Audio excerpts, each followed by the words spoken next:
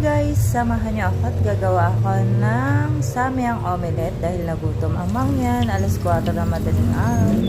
Gumagawa ng omelette. Ayan, white onion nga palang ginamit ko dahil wala akong dahon ng sibuyas.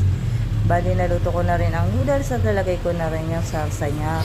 Tapos, ginisa ko siya sa white onion. Tapos, saka ko naman nilagyan yung 3 itlog. Tapos, tatakpan ko lang din muna yung saglit para maluto. Napakaingay dito sa aking pwesto.